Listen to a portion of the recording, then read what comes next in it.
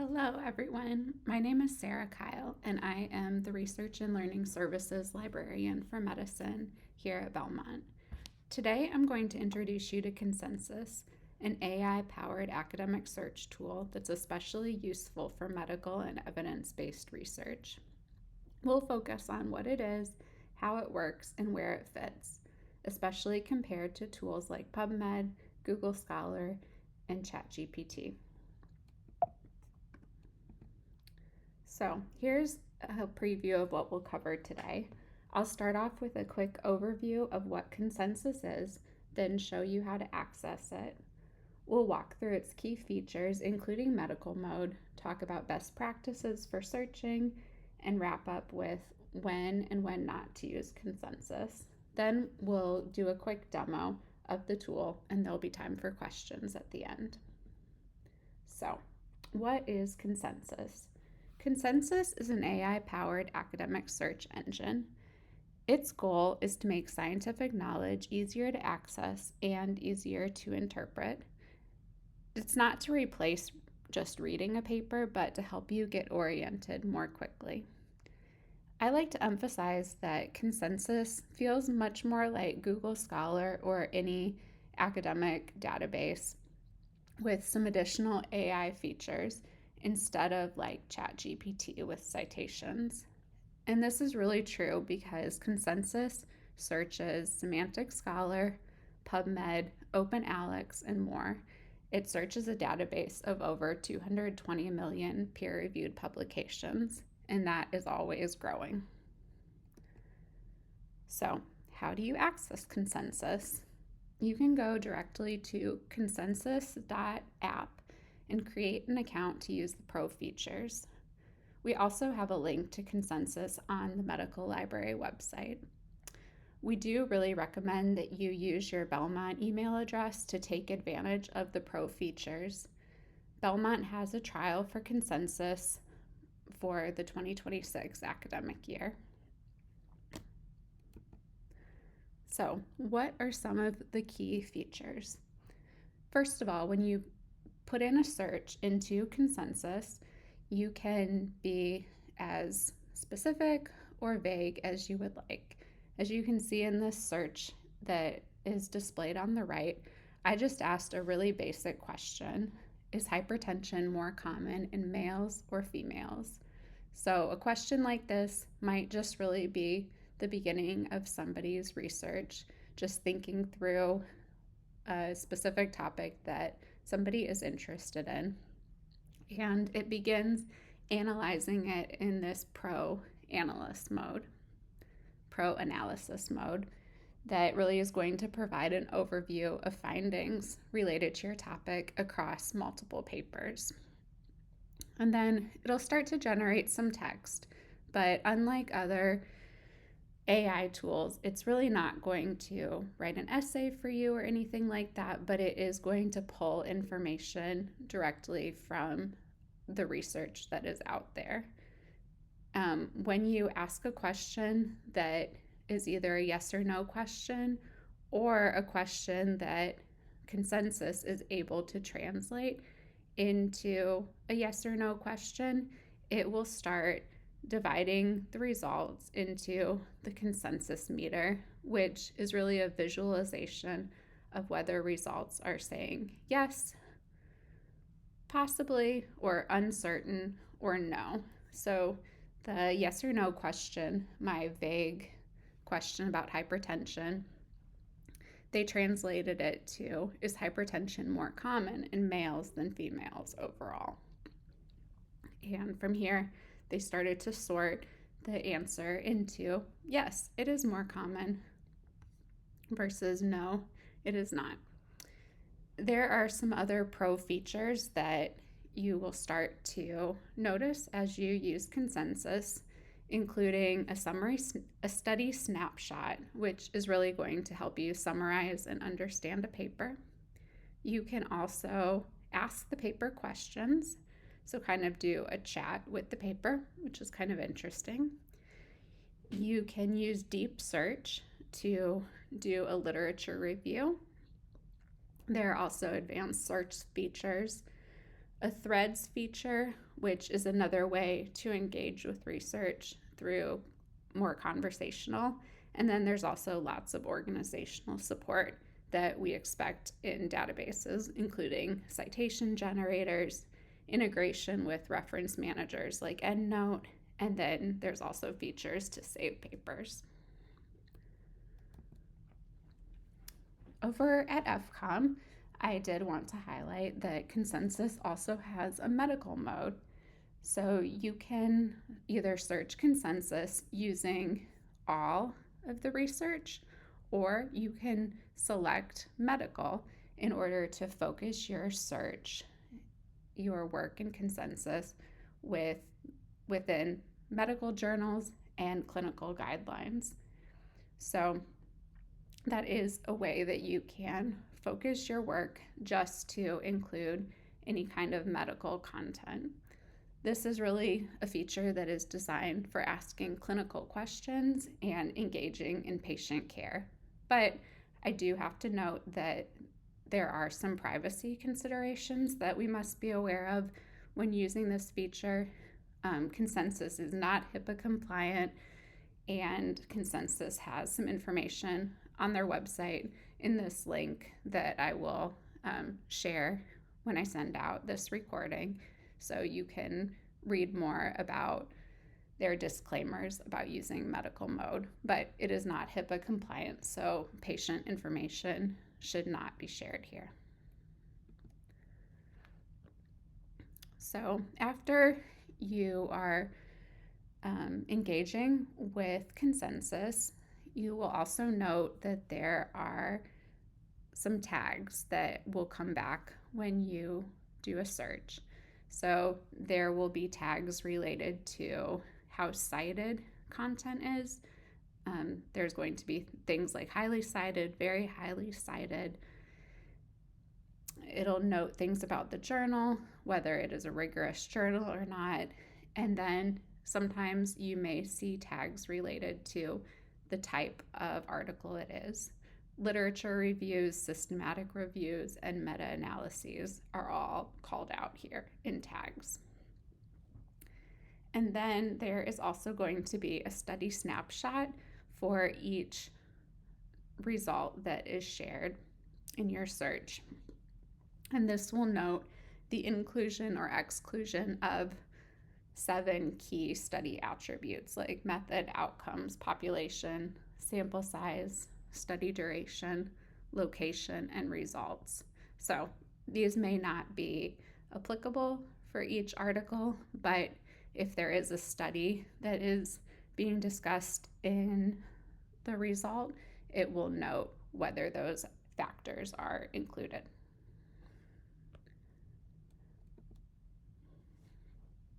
All right, so let's talk about some best practices. Consensus works best when you think flexibly about how you search. There is no single right way. You can use simple keywords, something like vaccines. You can type in an open-ended topic like the risk and benefits of vitamin C, or you can ask Consensus yes or no questions. Consensus also allows you to type in structured clinical questions, including a full PICO question, very well. You can even paste in an exact citation, an author name, or a clinical scenario to have Consensus engage with that topic.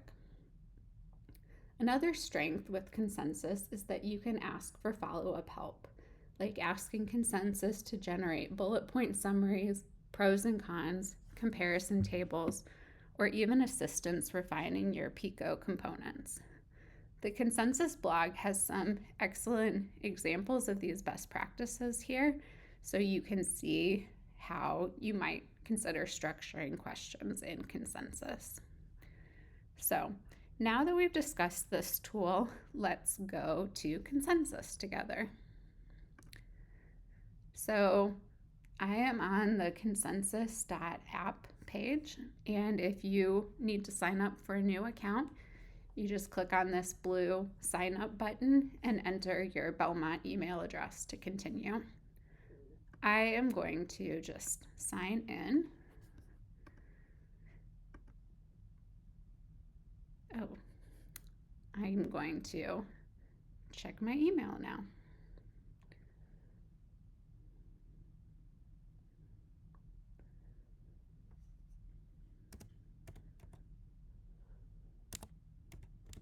All right. Okay, so since the last time I searched in consensus, I included medical mode. It has already selected medical mode. So if you come to consensus for the first time, it should say consensus research starts here. But if you want to use medical mode, you can select medical. So I'm going to just do that just for the sake of this demo. So let's do a basic search. I'm going to pretend that I am a student and I am interested in doing some research about vaccines, but I'm not really sure what I'm interested in or where to go. So I can type in something as simple as vaccines, click enter, and it will begin searching the database here for anything related to vaccines. This isn't always the most efficient way, but I think it is pretty interesting how typing in a basic topic can help us explore the literature. So what it's doing is it started searching for a few different topics: vaccines and immunization approaches, vaccine platforms, blah, blah, blah. And what it's doing here over on this pane is starting to refine the literature. So it kind of starts explaining what vaccines are, how they work, why they matter, and it is also going to include the citations that it has pulled here. When I hover over this one, it will show this citation of an article that it used, the title of the article, the year it was published, the journal, how many citations, all that kind of thing. If I click on this ask, I can ask this paper about itself. I also see in a really tiny little image the Belmont logo and the PDF. So this consensus has been integrated with all of the Belmont holdings, so you can link to the full text of resources that we have. So that's pretty cool. You can also save the paper, explore it, cite it, or copy the link if you want to send that article to someone else. And you can do the same thing with other full text citations. These results are also linked over on the references pane here. So there are multiple things you can do with the references pane. You can export the results to a citation manager, or you can engage with them here on the platform. Maybe save a couple things to a collection that you have, or just to your library if there are resources you want to come back to later. Back over on the pro analysis pane, we can continue reading about other things related to vaccines that consensus has synthesized the literature for to help us understand vaccines more and kind of engage with the content further. This is really basic, but the more specific questions you ask consensus, the more specific this analysis is going to be. So it's pretty interesting how it is able to synthesize the information and divide it up while also providing citations so you can engage with the exact literature. Here. And then once you have read through everything, you will see that consensus suggests a few different things that you can do. You can ask consensus to do a full literature review on vaccines. I'm not going to do that with this topic because it's going to be very broad and not exactly what I'm looking for, but the more specific questions, you can do that. You can also engage with the consensus meter, which is that yes, no, uncertain, helping you think through your question and get a specific answer. So I'm going to click on that. And it's thinking.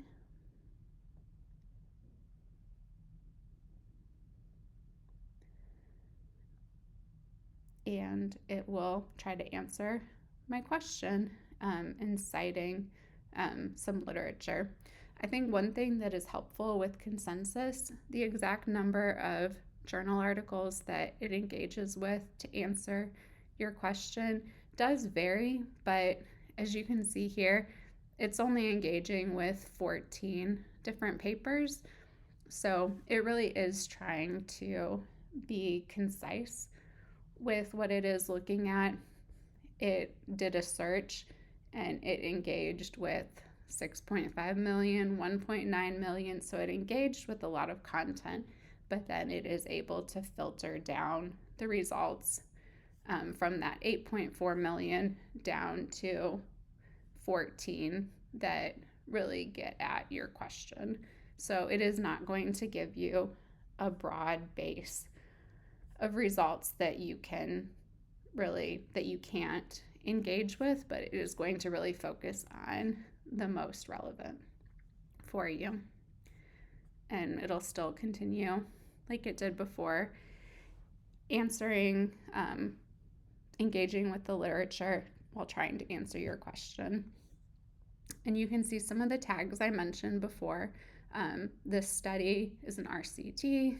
It also does some education, which I think is really helpful for students, reminding people what an RCT is, and then giving you the option to learn more, and then tagging whether this is a rigorous journal or not. This one's a non-RCT. Animal study is another tag. So it just helps you kind of understand a little bit more about the result that it is including in your information here.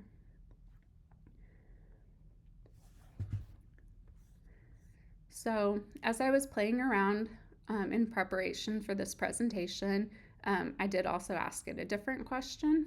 So you can see over here some of my recent history, so you can engage with content over time. I'm going to click on this mindfulness question. I asked it, can mindfulness meditation reduce anxiety symptoms? And again, this is a little bit more of a specific question rather than just the vaccine topic that I asked it before. So it will engage with a more structured question. And here, what I also did is I asked consensus to help build an evidence table. So this could be something that you use as you are trying to understand the topic a little bit more, or maybe if you're working on a literature review yourself and you want to include an evidence table within content for a course or for scholarship that you're working on. So you can ask consensus to help you engage with some of that scholarly work, like building an evidence table, asking for pro-con list. There are a variety of different scholarship features that consensus is pretty skilled at helping you with. And then you just have to scroll over a little bit to read the whole table, and then you could copy and paste this into your work to help you engage with the content. So there are lots of different ways that you can use consensus, but I think it is in general pretty easy to use and pretty easy to understand. We're gonna go home. As you can see, there are lots of key publishers that their content is included in consensus. I will note that not all publishers have content here, so this should really not replace doing a full literature review or doing all of your work, but a lot of content is in consensus, so it can be a great place to start. You still should do searches within PubMed and a couple other databases as you are engaging in scholarship, but you will get a lot of information here within consensus.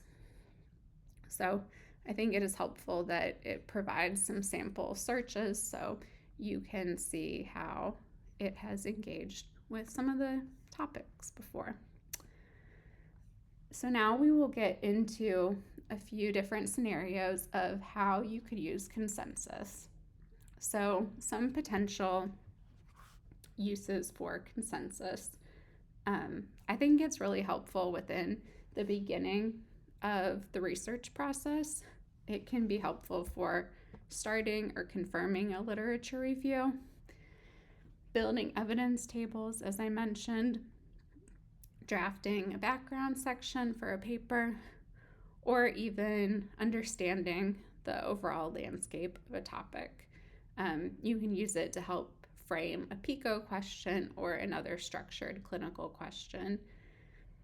And you can also just use it to help you understand the topic in general.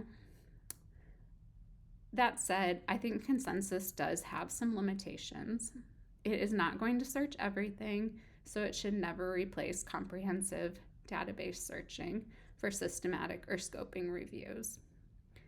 There are still some hallucinations that occur within consensus, though they do seem to be much more limited since it's a search engine and not a chat box. Some of the common hallucinations that are being reported are things that happen based on the content within consensus. So if a paper has fake sources included, you might get some hallucinations within your work. It also has an internal memory, and sometimes people have found wrong facts have been generated from that internal memory. And then because consensus is reading the papers and answering your question based on their understanding of the paper, it can misread or misinterpret the sources. So that is why it is always important, if you are including content from consensus or really any AI platform, that you go and you look at the sources yourself to make sure that what it is interpreting is what the article is really saying. So I think the takeaway is that consensus is really a powerful supplement for research. It's not a substitute, but it is something that can be much more helpful for traditional research methods. So moving forward, if you have questions about using consensus, please feel free to contact me. My email is on the screen. And I am also in process of adding information about consensus to our guide about AI in medicine and healthcare. If you have a minute, please fill out the survey to let us know how this presentation was today. Thank you.